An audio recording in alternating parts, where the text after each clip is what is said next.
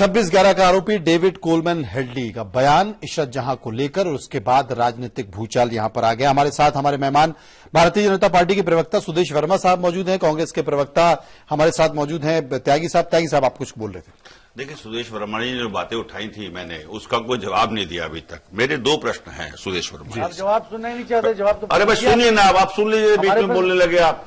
भाई आप बहुत बीच में बोलते हैं, बुरी बात है, बहुत बुरी बात है। आप प्रश्न क्यों बार करते हैं? चैनल पर बैठे आप इस तरह की बहस मत करिए। आप उत्तर दीजिए जो प्रश्न आपसे पूछा है। मैं उत्तर मांग रहा हूँ आपसे, मैं हूँ सत्ता में, आप बैठे मुझे हमने तो 68 साल 7 साल आप नहीं मानेंगे, 55 साल जवाब आपने गलत किया है। अब आप जवाब दीजिए, पूर्ण बहुमत की सरकार है। आप कट करेंगे। मेरा सवाल ये है आपसे, मेरा सवाल ये है, दो सवाल है। पहला सवाल तो ये है कि आपने क्या सुप्रीम कोर्ट में गुजरात सरकार ने हलफनामा दायर किया था मुआवजा देने के लिए तुलसी प्रजापति के मामले में और सोहराबुद्दीन के मामले में? तो निश्चित रूप से इन्होंने सुप्रीम कोर्ट में जब हलफनामा, जबकि अंतरिम आदेश कोई आया नहीं था सुप्रीम कोर्ट का, उससे पहले इन्होंने हलफनामा दायर कर दिया था। तो आपने हलफनामा क्यों दायर किया था अगर वो फर्जी मुठभेड़ नहीं थी? पहली बात। दूसरी बात, जब लोअर कोर्ट और हाई कोर्ट ही मानती है कि वो फर्जी मुठभेड़ थी, तो भारतीय जनता पार्टी का चाल चरित्र और चेहरा इस टाइम एक तड़ीपार व्यक्ति, जिसको कि गुजरात हाई कोर्ट ने तड़ीपार किया था अमित शाह जी को, वो आज भारतीय जनता पार्टी के मुस्तकबिल का फैसला कर रहा है। तो निश्चित रूप से भारतीय जनता पार्टी जिस दिशा में प्राप्त हो रही है वो दिशा ऐसी दिशा होगी जो देश को दिशाहीन कर रही है, और आपकी पार्टी दिशाहीन हो ही रही है। जवाब तो आप जवाब दीजिए, जवाब लीजिए। दूसरा ये जवाब सुनिए तो सही मनोज जी, मेरा गुजारिश है आपसे जी कि आप मुद्दे को अपने नाक के नीचे से भटकने मत दें। जी इशू ये नहीं है। मैंने आपसे होम मिनिस्टर कौन थे? जवाब राजीव जी, काइंडली लिसन टू मी जी। हमारा कहना है कि आज का मुद्दा ये है कि इशरत जहां टेररिस्ट थी या नहीं थी। आपको पता है कि उसी फर्जी इनकाउंटर के चलते कुछ ऑफिसर जेल में गए, आज जेल में। सुनिए, अभी आप बताएंगे आपने क्लीन चिट किया था पूरे भारतवर्ष में, घूम कर आपने उसको क्लीन चिट दिया था, क्योंकि आपके पास कुछ नहीं, सत्ता रहने की लालच दिया आपको। किस तरह से आप झूठ बोल रहे हैं, किस तरह से मोदी जी झूठ बोल रहे हैं। तो आज आपके घेरे में खड़ा हो सकती है। अब हम ये नहीं मानते छोटी पार्टी से ये उम्मीद हो सकती है, और जिस पार्टी का व्यक्ति हो नहीं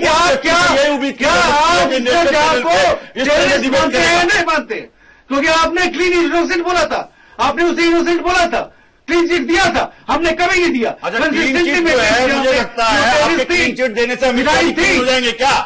आपके क्लीन चिट देने से अमित शाह क्लीन चिट हो जाएंगे? आपके रेजिम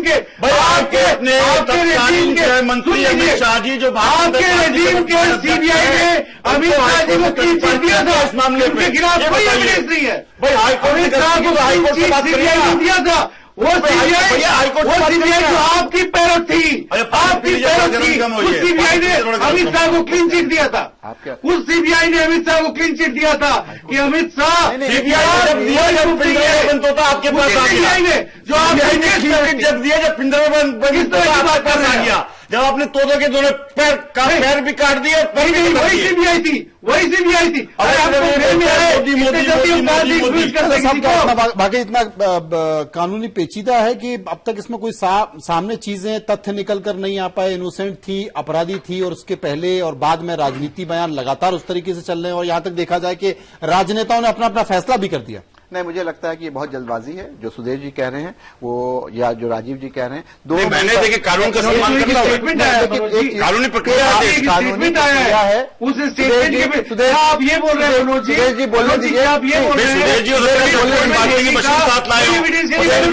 सुदेश जी, अगर अदालत ने उसको आतंकवादी कहा है तो आतंकवादी है, कोई विवाद नहीं होगा, कोई विवाद नहीं होना चाहिए। बिल्कुल सही बात है। अगर इसका मतलब ये है अली साहब, इसका मतलब ये है कि जो आतंकवादी को आर्मी मारती है उसको न मारे जब तक अदालत आतंकवादी नहीं बोले। नहीं, आप ये बोलना चाह रहे हैं? आप दोनों बातों को मिला रहे हैं। नहीं, आपकी बात दोनों चीजें है नहीं। और आप सुन लीजिए ना बात को, कैसे लोग एकाएक हेडली के इतने समर्थक क्यों हो गए कि हेडली जो बोल रहा है वो सही है? समर्थक नहीं है, समर्थक नहीं है। कि कांग्रेस कोर्ट से हेडली का अंतर नहीं है। सुदेश जी सारे लोग अगर हेडली ने ये कहा है, अगर ये हेडली ने कहा है कि वो अगर हेडली ने ये कहा है, हेडली ने जो कहा है वो इसमें साफ तौर पर दिया कि निकम ने कहा कि पहले तो हेडली ने इनकार किया जी, जो बयान है वो ये है कि पहले तो हेडली ने इनकार किया, लेकिन बाद में इशरत जहां का नाम लिया, उसने यह भी बताया कि अबू आयमान मजहर लश्कर की महिला विंग की इंचार्ज था। ये तमाम तरह की बातें हैं। तो हेडली ने जो कहा इशरत के बारे में, आपने मान लिया कि यही कटु सत्य है, और एनकाउंटर के बारे में गुजरात हाईकोर्ट ने जो कहा उसे आप नहीं मान रहे हैं। मेरा सवाल यही है, जो अमित शाह जी के बारे में कहा वो इनकाउंटर इशू नहीं है, मान रहे हैं। इनकाउंटर पर मनोज जी इनकाउंटर पर मानिए, मनोज जी इनकाउंटर पर फाइनल फैसला भी आना है, आने दीजिए। हम अदालत के साथ हैं, अदालत भी वही कह रहे हैं। तो हम भी सवाल नहीं कह रहे हैं। ठीक है, लेकिन अब आपकी बात आई, लेकिन अब आपने हाई कोर्ट सुप्रीम कोर्ट जो जज करेंगे वो सभी को मानना चाहिए। लेकिन हेडली की एक बात पर राजीव जी, लेकिन हेडली की एक बात पर आप पाकिस्तान को तो कटघरे में खड़ा कर देते हैं, उसी हेडली की बात पर आप इशरत जहां के खिलाफ बोलने की तैयार नहीं है। ये क्या कारण है? ये दोहरी रणनीति क्यों? ये क्यों राजनीति हो रही है? मेरे मित्र ने कहा कि हेडली की बात पे पाकिस्तान को हम कटघरे में खड़ा करते हैं मीडिया के लोग बाहर, लेकिन मैं पूछना मीडिया कहां से चाहता हूं, मोदी साहब बिना संसद को बताए और बिना अपनी पार्टी को कॉन्फिडेंस में लिए, न विपक्ष को कॉन्फिडेंस में लिया, और प्लेन लाहौर में उतार देते हैं, वो कौन सा कॉन्फिडेंस है? वो कौन सा कॉन्फिडेंस है पाकिस्तान के मामले में? जरा बताएंगे पाकिस्तान के मामले में कौन सा कॉन्फिडेंस है मोदी जी का, जिसकी वजह से जवान शहीद हो रहे हैं रोज के रोज। वो जवानों की शहादत पर राजनीति करना चाहती है पार्टी, आतंकवादी पर राजनीति करना चाहती है पार्टी। राजीव जी जवाब बताएंगे दाऊद के बारे में बयान दिया था। अब वो उन्होंने कहा था कि लव लेटर बंद होनी चाहिए पाकिस्तान को, और मोदी जी अब हनीमून मनाने का काम कर रहे हैं। मोदी जी हनीमून गलती से आपने सही प्रश्न पूछ लिया, नहीं करेंगे मेरे में, गलती से आपने सही प्रश्न पूछ लिया। उस हनीमून बताइए, इसका जवाब सुनिए। हनीमून है नवाज शरीफ साहब के साथ, इसका जवाब सुनिए, टिप्पणी करेंगे। इसका जवाब सुनिए, इसका जवाब सुनिए। क्या कारण थे जब यूएन सिक्योरिटी काउंसिल की सीट दी जा रही थी इंडिया को, तो जवाहरलाल नेहरू ने चाइना को दे दिया? क्या कारण थे कि आप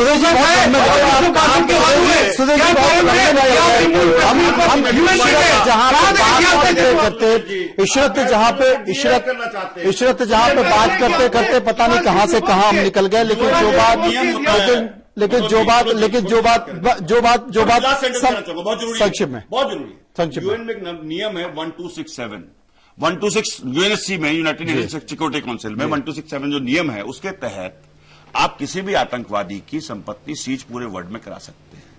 जिस टाइम 2014 में चाइनी प्रीमियर, चाइना के प्रधानमंत्री यहां झूला झूल रहे थे प्रधानमंत्री मोदी के साथ, उस टाइम यूएन में चाइना लखवी के विरोध में अपना मत दे रहा था। कहां है वो झूला? कहां है वो बराक ओबामा को बराक कहना मोदी जी का? अरे भाई, जुमलों की सरकार को अब बहुत लंबे निकल गए। मुझे लगता है सुदेश जी भी बहुत लंबे निकल गए, राजीव भी बहुत लंबे निकल गए। हम बात कर रहे थे इशरत जहां और जो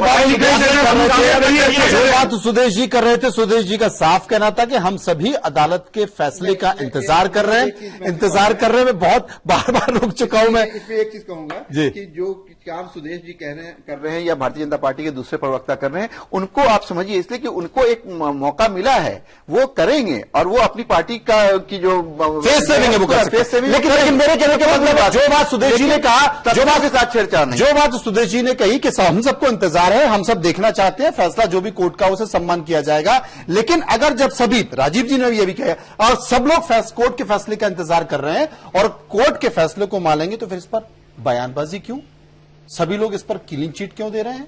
आरोप प्रत्यारोप का दौर क्यों हो रहा है? यह अपने आप में बड़ा सवाल है, क्योंकि कहीं ना कहीं इस मसले का पहले भी राजनीतिकरण हुआ था और अब भी राजनीतिकरण हो रहा है। और फिलहाल इतना ही, और आगे होगा कि नहीं होगा इसके लिए इंतजार करना होगा। फिलहाल इतना ही। सभी मेहमानों का बहुत बहुत शुक्रिया। खबरों के सफर में आप चलते रहिए समय के साथ।